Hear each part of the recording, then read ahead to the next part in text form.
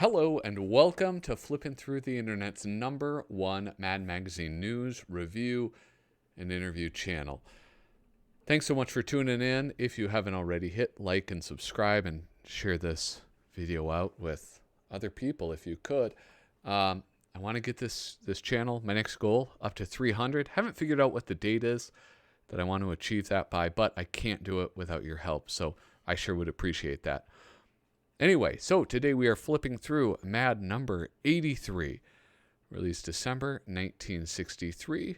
Our price, 25 cents, which is indeed cheap. This is just a beautiful, iconic cover. I feel like MAD never did like very black covers. I think this might be the only one that's mostly black. If you can think of one, let me know in a comment below. But in order to sell products these days, Madison Avenue, Hollywood, television, and other publishers, everybody exploits sex.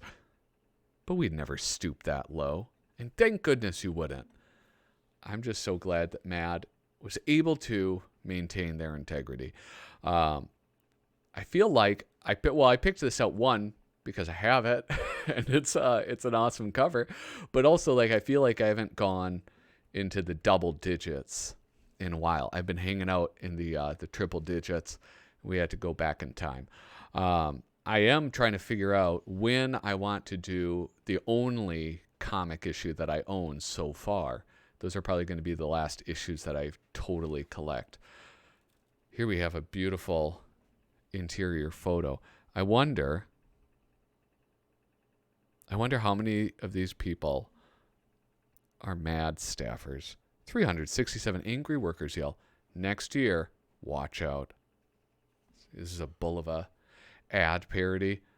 Bulova was like a really short-lived watch company. I mean, like, they still exist, but them being like a very popular watchmaker, for some reason they got like this huge surge in the 1960s, and I'm not entirely sure why. I think they had like a sister company, Caravel.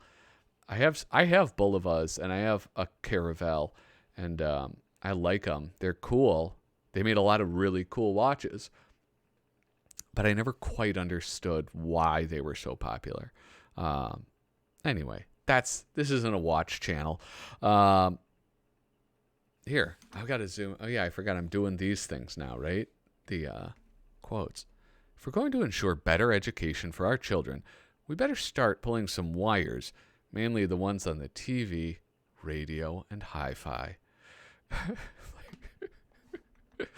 It's such like an old person's thing to say.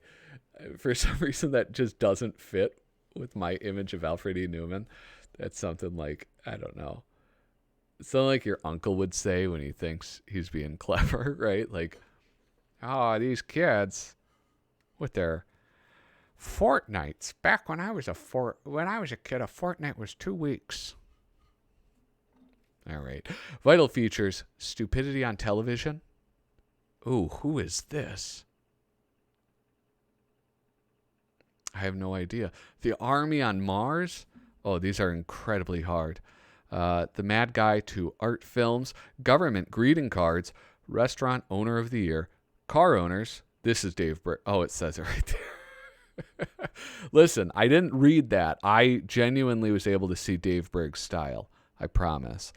The Labor Union Manual, and Hood, the Sick Western.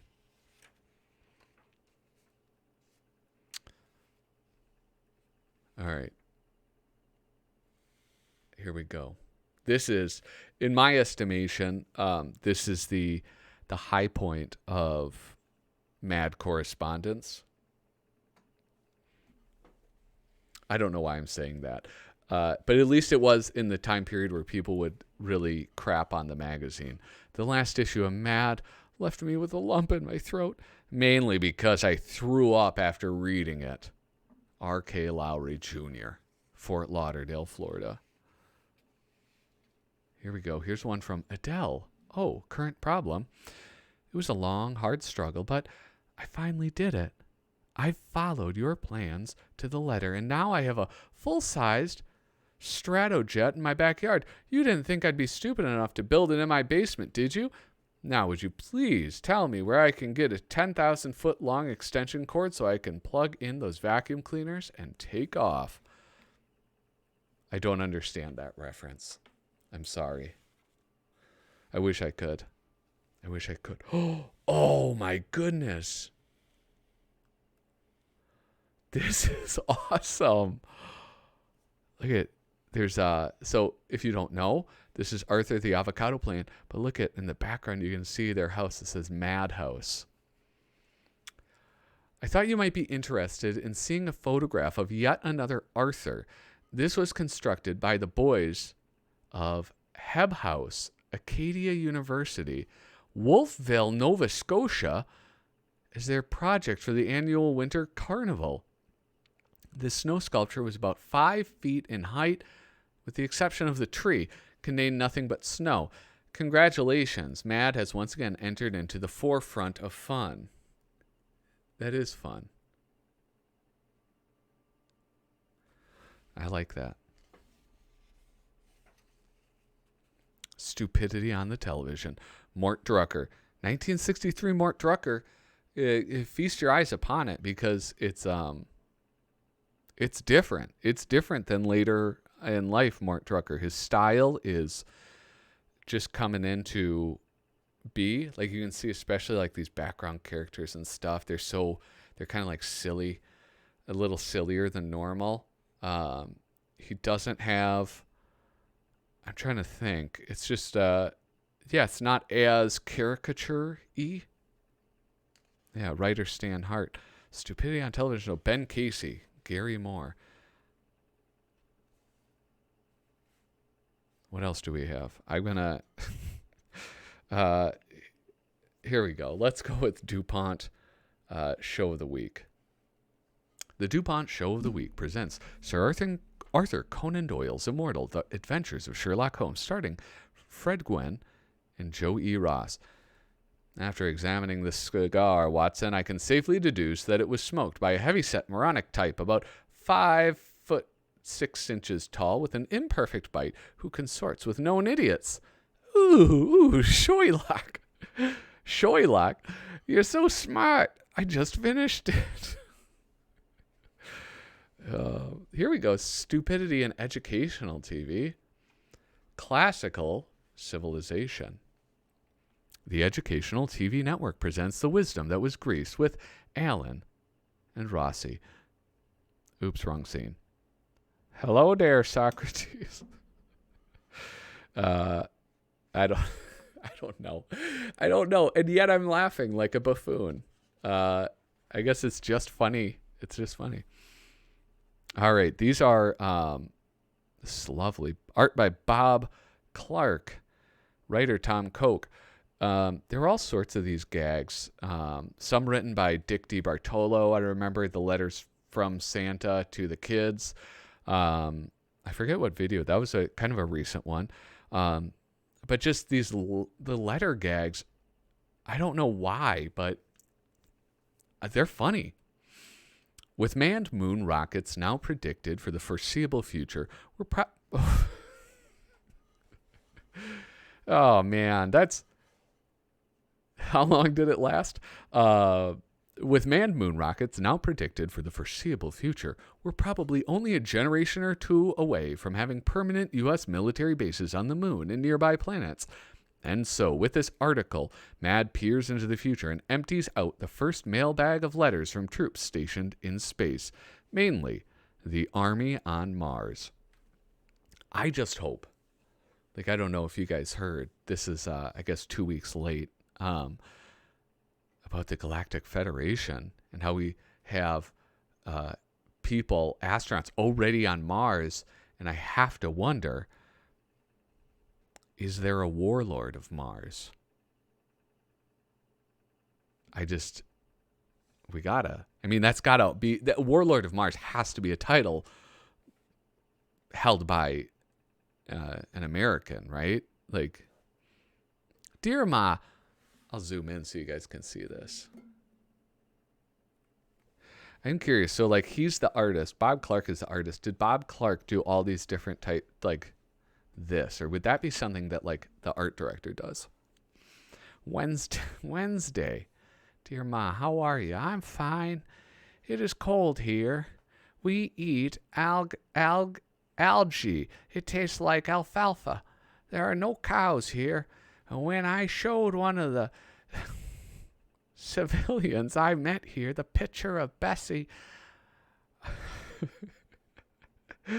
I carry in my wallet, he bleeped. That bleep here. They bleep here instead of a laugh. They don't seem to like us Southern boys, I think. They bleep here instead of laugh. Oh my. I guess I should have. I didn't know it was a Southern accent. I did more of like a New York or something accent. Anyway, dear Edna June, this is an officer, must be. This is awful late to be starting a letter, but I and 3 other guys just got back to the base from being in town on a 4-hour pass. Us guys ate at a Martian restaurant there that some guys told us about. It was okay, if you like Martians, but they're lots tougher than you'd think, for most of them being so fat. I hope you got the plant I sent you for your birthday. It's called A Man Eating... I forgot to tell you not to get too close to it, because it can... I love that it cuts off, too. I love that they cut off. You don't even get the rest of the letter. Wait, maybe it's on the other page? No, it isn't. Oh, and here's the Bob Clark illustrations. Look at these. There's our boys out on that 4-hour pass. Oh, we got the MPs scooting around on their damn hover bikes. Oh, here we go. Look at dancing in the nightclub. Oh, the Grand National 50-pound cannonball throwing contest.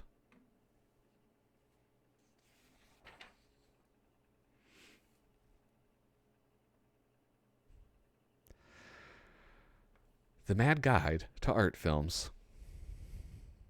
This is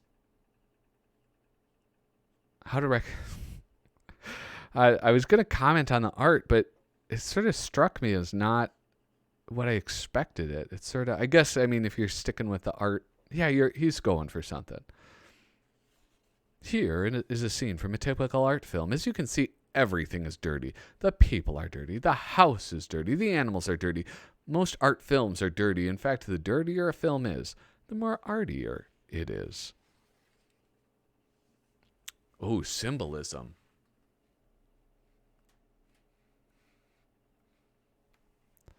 Art films are noted for their symbolism. To demonstrate this, we asked an expert on art films to explain the symbolism in this scene.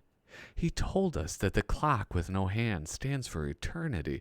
The octopus symbolizes mankind's greed, and the rainstorm of cauliflowers all around stands for love, hate, jealousy, fear of lightning, and medical care for the aged. Then we asked him, the actual author of this art film, to explain the symbolism of the same scene. He told us that the clock with no hands stands for a clock with no hands, and the octopus symbolizes an octopus, and the rainstorm of cauliflowers stands for, yup, a rainstorm of cauliflowers.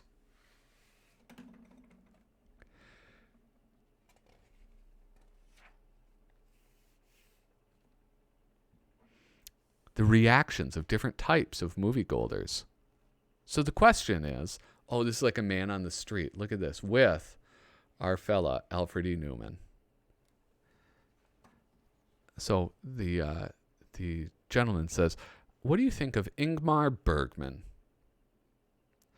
If you didn't know, Ingmar Bergman is Candice Bergen's dad.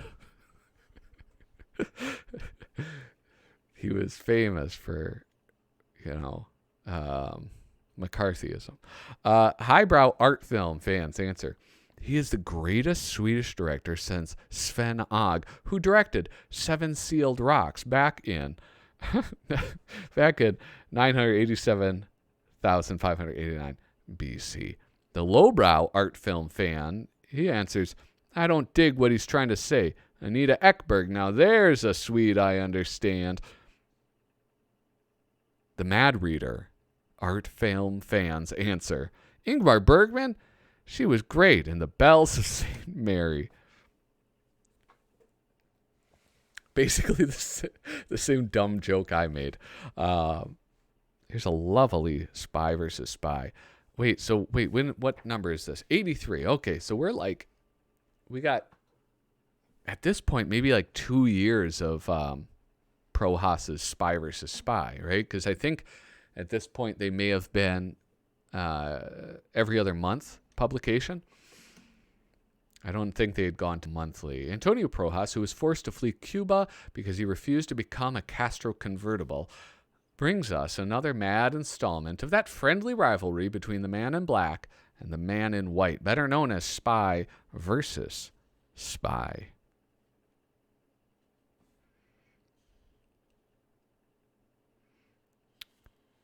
I have no commentary on this, except that it's lovely. I mean, this is basically a prank that my children have pulled on me. Government greeting cards. Let's see. I have a feeling that some of these are going to be a little bit. They're still going to be relevant. Let's go with this one. Oh, you're getting out. Hey guys, prayers for my uncle. He this isn't a joke, but I find it very funny. My uncle got deported from Italy, which I just think is great. I mean, it's a bummer for him, but you're getting out. We're happy to be telling you some new facts have arisen, which means that you won't have to do your last 5 years in prison. Oh, I misinterpreted this at all. Instead of keeping you confined and having to support you, we'll set you free because we find it's cheaper to deport you.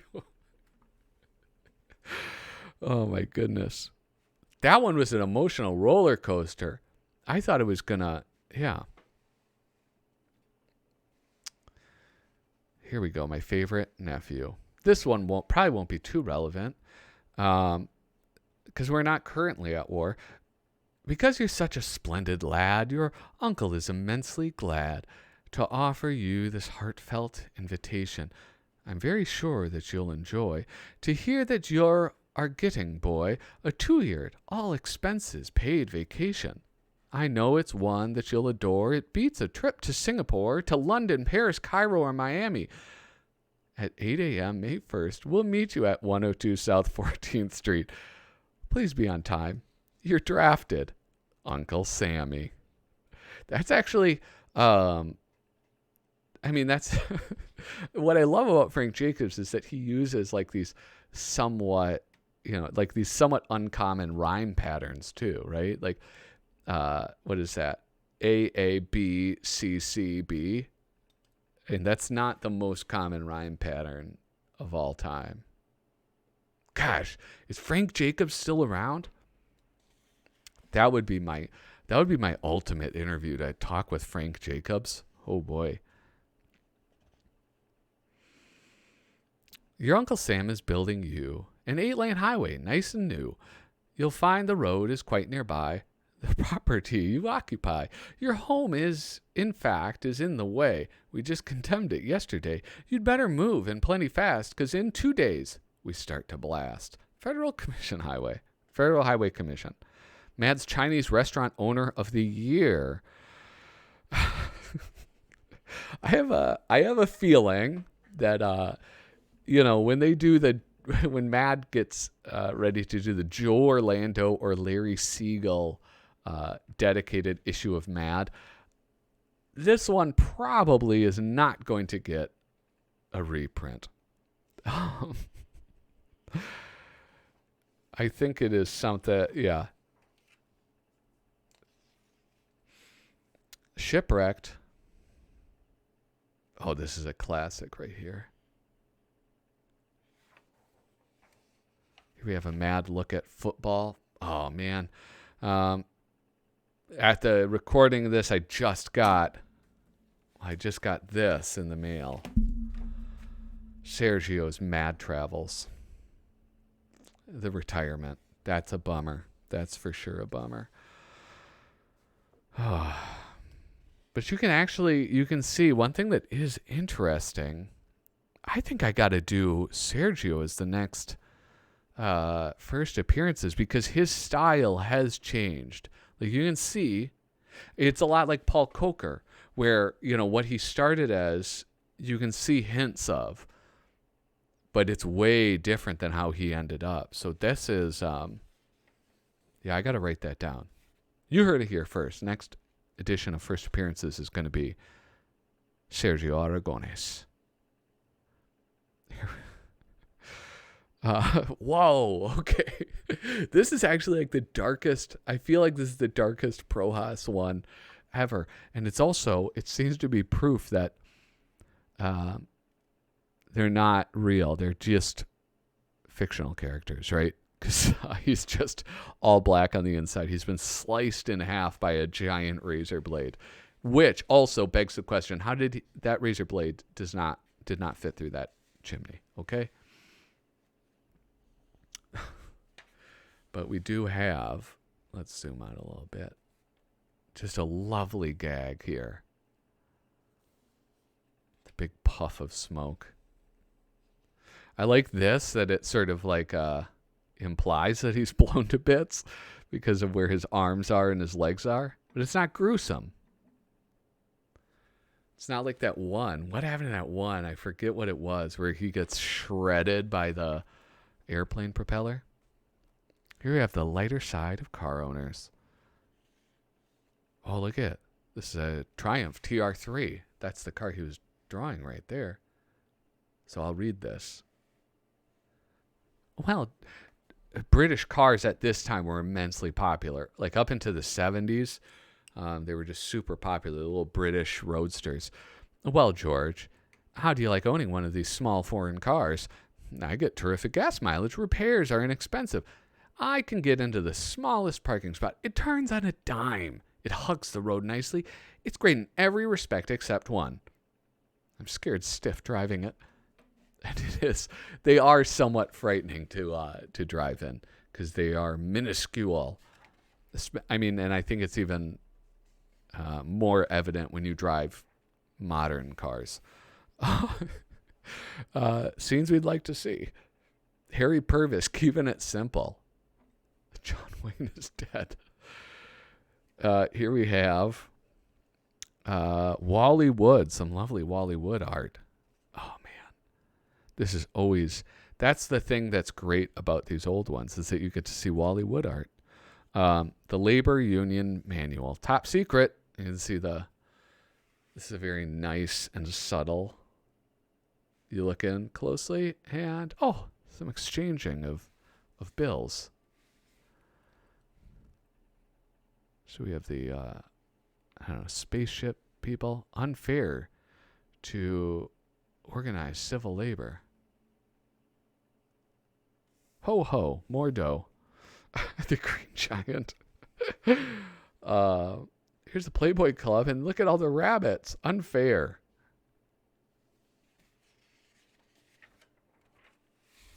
We wanted. I gotta zoom out. So, introduction. Tough Tony Culpeper II.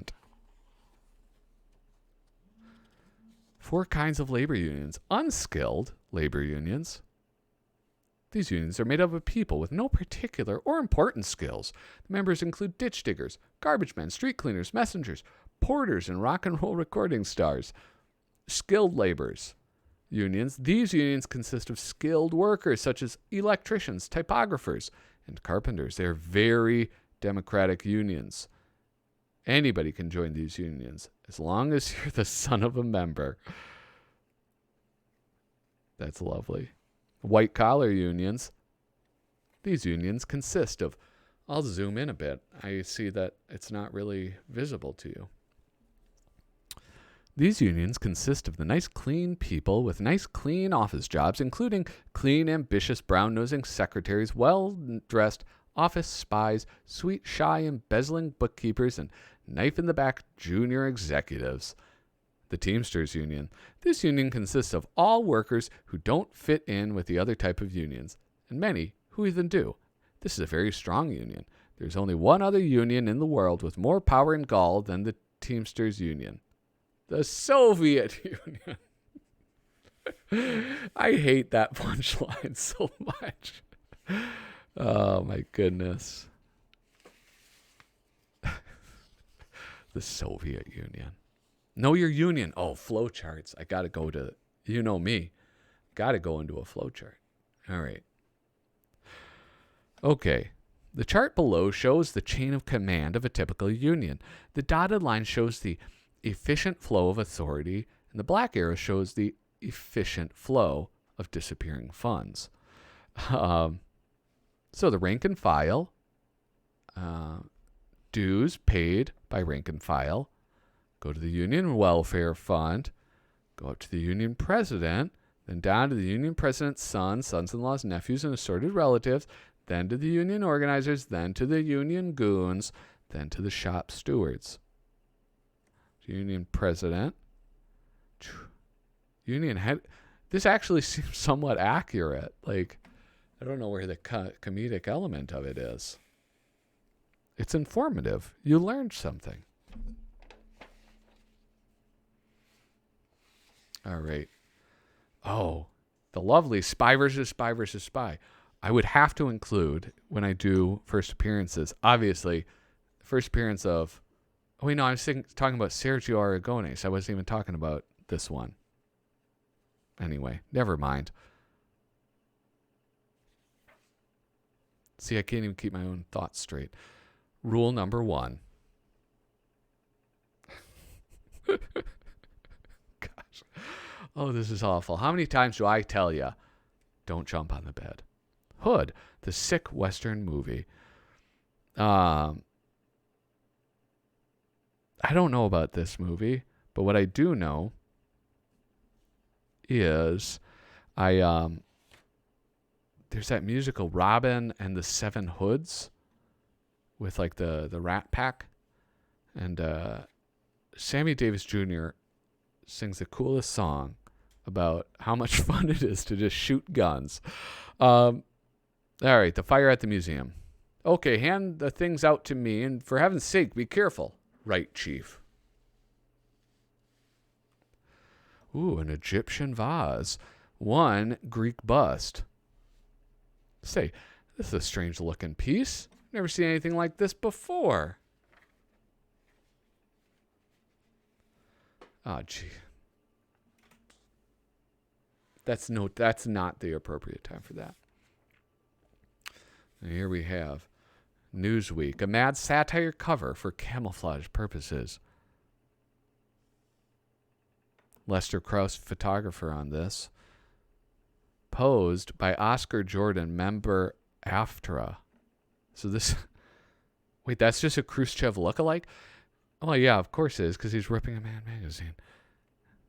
This we bury first. Hold on, we got to go into this memo. Memo from MAD. Memo from MAD. This alternate back cover, especially designed for those too ashamed to be seen with garish shocking front cover. Now people will think you're reading intellectual news magazine. And I already forgot. This is so great because I already forgot that this is the cover.